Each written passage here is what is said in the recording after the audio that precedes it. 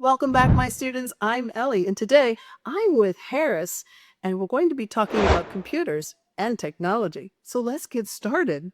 So, Harris, tell us a little bit about what you do here at the computer store. Well, unfortunately, there's no one thing I do here. There's nothing I do not do here. I'll help old lady with her password. I'll fix the computer for average Joe, or I'll make sure that a company doesn't go bankrupt because of file corruption. So anything that has to do with ones and zeros and electricity, I'm your man. People come here to buy computers and laptops.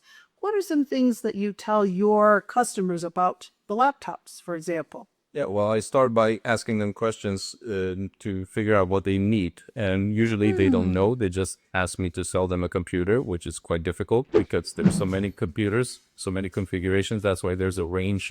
It's not just pretty colors, it's that they serve different purposes. So I try to assess what their needs are so that I can give them the correct computer. It doesn't need to be the most expensive or the fastest one if they're just doing Word or Excel spreadsheets. But then sometimes they forget to mention that they also have tens of thousands of pictures of their dogs or their family, or they are a bird spotter and they like to take a lot of pictures. Then you can't just buy any old computer. So you have to kind of give me a full rundown of what you will be using the computer for. And preferably, if I could ask them, what will you use it for the coming 5 or 10 years? Because it's an investment and I would like people to buy the correct computer today so they don't have to buy a new one in 3 years.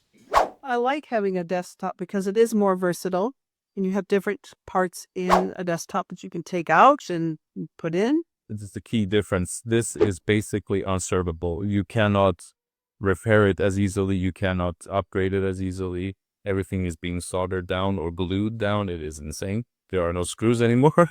A desktop, you can not only configure it to your heart's content, you can make it the way you want it, but you can fix it, you can upgrade it, you can maintain it, you can clean it more easily. It's better in every way except the affordable aspect. That's why we still sell laptops. I'm trying to convince people they don't need laptops because they buy a laptop, they hook it up to a large monitor, and then they never move it, which defeats the purpose. And they're paying for a battery that is just deteriorating and dying. They're paying for a screen they're not using because it's folded down. And so, gotta heavily encourage them not to. Speaking of monitors, these are a few that are on sale here. Tell us a little bit about monitors since we were talking about that. Yeah, I mean, the main difference between them visually is most people will notice that there's a 22-inch, or a 24-inch, or a 27-inch. They're different sizes. The size is measured diagonally in inches, even though we're in Europe. But a bigger difference between them is the resolution, the amount of pixels in each panel. And that can make a huge difference in image quality, sharpness, and just in general. Then there are different panel types. There are some that are really good at color accuracy. There are some that are good at contrast. There are some that are perfect in everything but cost a fortune, so you pick what you can afford. Then there are odd ones, like this one has a different aspect ratio, which is an ultra-wide monitor that can display more without being more. Usually people dealt with this issue by having multiple monitors, but then you'll have the bezels around the monitor interfering in the middle. This removes that problem, but increases the cost. So there's always a trade-off. There's nothing for free in this industry, but yeah, there's a lot of differences. There's gaming monitors that are faster. They show more frames per second. There are there's picture editing and video editing monitors that are made with color accuracy in mind, which are calibrated from the factory to make sure that your prints display correctly on the monitor, so you know that you're not falsely advertising a shade of red when it's not correctly displayed on your monitor. A common question I hear from my friends is, which one do you recommend? That's a common question. Which one do you recommend? In a lot of things that we buy. Uh, do you hear that question? Which one will you pick? Which one would you pick? Yeah. The problem with that is it gets the automatic response that I give people. It depends. What are you trying to do and what's your budget? Because, of course, I would just suggest everyone get a nice desktop office monitor that can do it all. And then you spend maybe 50% more than you needed to, but you'll not have to upgrade your monitor for a decade or so. That's a good thing about monitors, and monitor standards, they don't change that often. So you can have a monitor for a long time. This is our mainstream consumer computers. It's just your average Joe computers. We're missing our most popular one because the nature of being the most popular one, it always runs out. And we have some business computers that are just have professional software on them to make sure that it functions with their infrastructure and their servers. We do sell Macs, Oh, but yeah. Apple computers have a lot of different configurations, colors, shapes, and sizes. So I have an old broken one to represent that we do sell them, but I custom order them for each customer to make sure that they get what they want. And we're not brand loyal to any company. We change these models around. I'm very, very picky with what models I buy because I want to be able to be proud behind my choice, so that when someone buys a computer from us, that they don't have to come back within 6 months or a year complaining that I sold them something incorrect. So our prices seem high because I removed the computers that aren't worthy of our name, basically. It's important to have a quality bag when you're transporting your equipment. Tell us a little bit about these bags. Well, just like the monitors, laptops come in different screen sizes, and the bag size depends on what computer you bought. You could always get a 17-inch bag and you'll be set for life. And as you can see, you can have any color as long as it's black, just like the Model T. It's the most common bag design currently. Unfortunately, there's not a lot of creativity in this market, but they're sturdy. The handles will handle the load, and there's enough pockets for accessories like your charger, or maybe external hard drive, a USB drive, notebooks if you're studying. But like I said, unfortunately, I would say 8 out of 10 laptops that are purchased never travel, so they're not used for their intended purpose. So a lot of the bags don't get sold because, people don't carry them around. But for the people who do or think they will do, there's shape, size, design. This is a theft-proof one, which cannot be accessed from the outside. You have to take it off because the zipper's on the inside against your back. So there's a lot of creativity in this market, but there's not a lot of design variation, unfortunately. They look the same from afar. We've talked about desktop computers. Let's take a look at a couple of them.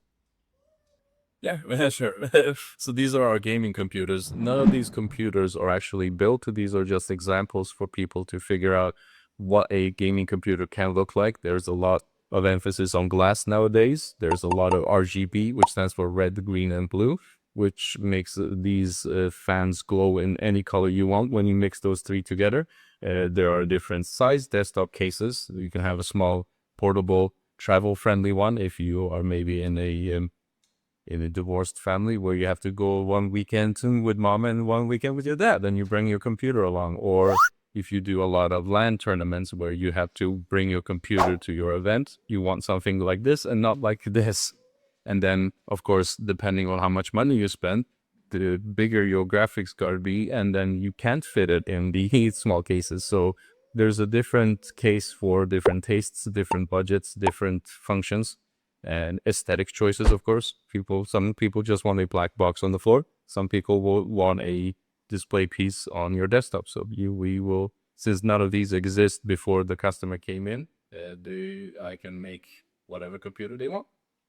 And like the bags, these are also all in black. Yeah, they do exist in white. Some are silver gray, but 99%, because I think the reason why most of them are black is easy to match between metal and plastic. If you have a white case, you will notice a hue difference in white plastic, white metal, and a lot of white components have different shades of white, which makes it look bad. But black on black is easy to make look good. My first computer was off-white. Yeah, and it became yellow orangey over time, I assume. Yes, it did. Yeah. These cases prevent that problem. Another important piece of technology is a printer or a scanner. Or both. Or both, yeah. Nowadays, they're one and the same. They usually put the scanner on top of the printer. A lot of people may think that printers are a thing of the past, but I would say I'd probably sell more printers than computers nowadays. A lot of people like the idea of being able to print out a receipt or an invoice or a recipe and put it in a binder or just put something on the fridge. So a lot of people like to buy these inkjet printers, but there's also the option of getting a laser printer. Laser printers are usually used by companies to print huge volumes, or if you just want, I guess, inexpensive printing. But inkjet printers nowadays have become way more efficient and more affordable per page. Usually what people buy in a printer, you will probably need to do a little quick calculation of how much you're going to print, and then calculate that based on the cost per page, and then decide which kind of machine you want and need. There are black and white printers if you don't need color. There are printers with multiple paper storage cartridges, so you can have different papers loaded at once, so you can print on photo paper if you want, and you can just have that ready to go at a moment's notice. There are printers that are extremely large. If you could tell here, you can see this one is a behemoth of a printer, but it's really inexpensive to run, and it can do a lot of things automatically. You can fold large papers, you can clip them together, you can basically print books if I wanted to. So yeah, a lot of printers are still in use at home and in companies. Harris, thanks so much for teaching us a little bit about computers and technology. No, it was my pleasure. Thanks so much. And if you liked this video, check out this video here. I'm sure you will like it as well.